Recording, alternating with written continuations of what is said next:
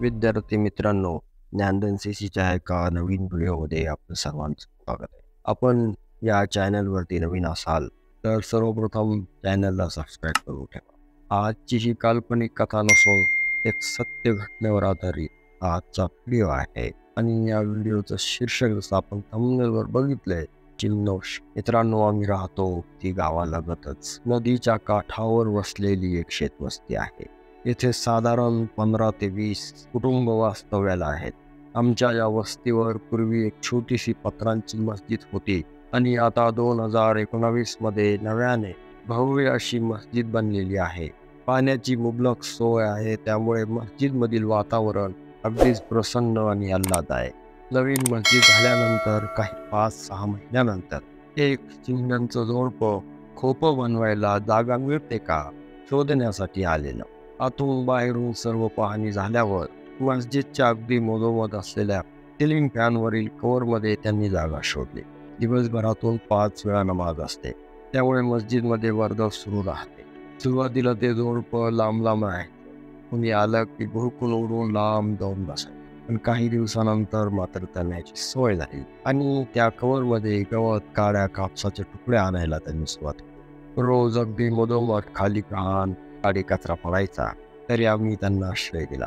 दिवसभर दोघांचा चिवचिवाट आणि रात्री त्या दरवाजावर बसलेल्या आम्ही दररोज बघायचो.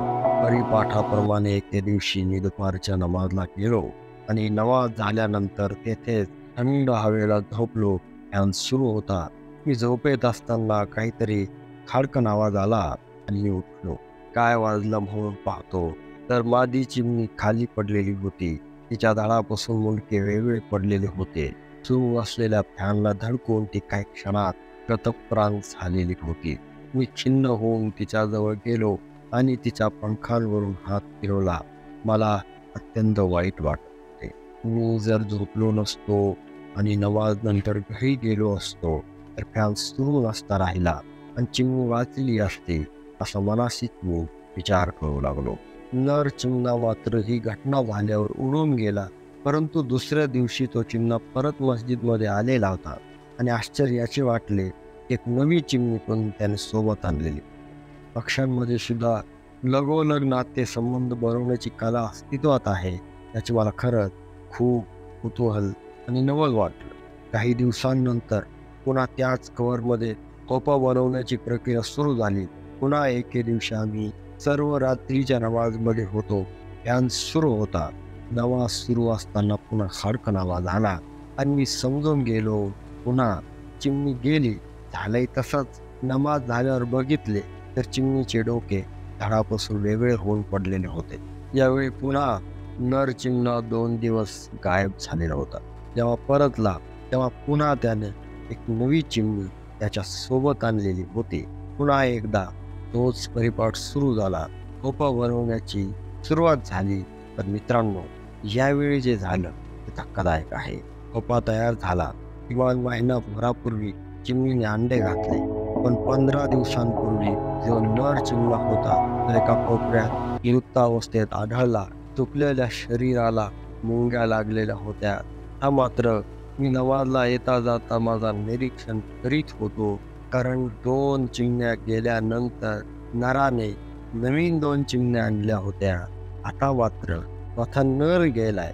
आता काय होणार याचं मला कुतूहल होतं. पण मित्रांनो, आई ती आई असते, मग ती माणसांची असो, प्राण्यांची असो, ती पक्ष्यांची असो. ती साधारण चिमणी असली तरी बाप गेल्यानंतर, म्हणजे तो नर चिमणा गेल्यानंतर ती उडून गेली नाही, कारण खोप्यातले अंडे सोडून ती जाऊ तरी कशी शकेल.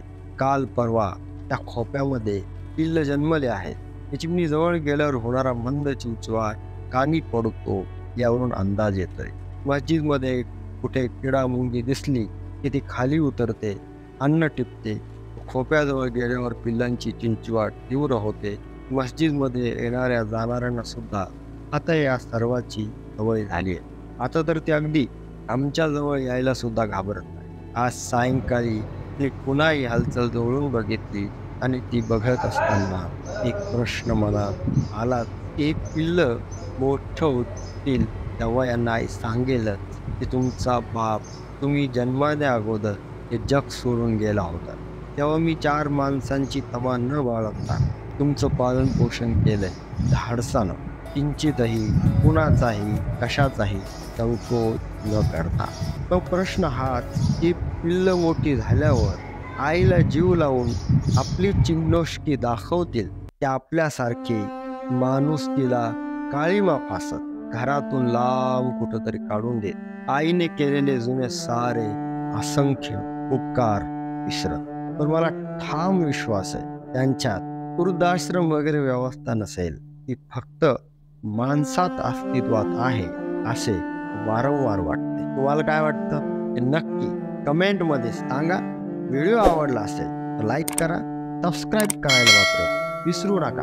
आणि हो, सगळ्यात महत्त्वाचं, आपल्या आईवडिलांना जीव लावा, आपल्या आईवडिलांना जीव लावा.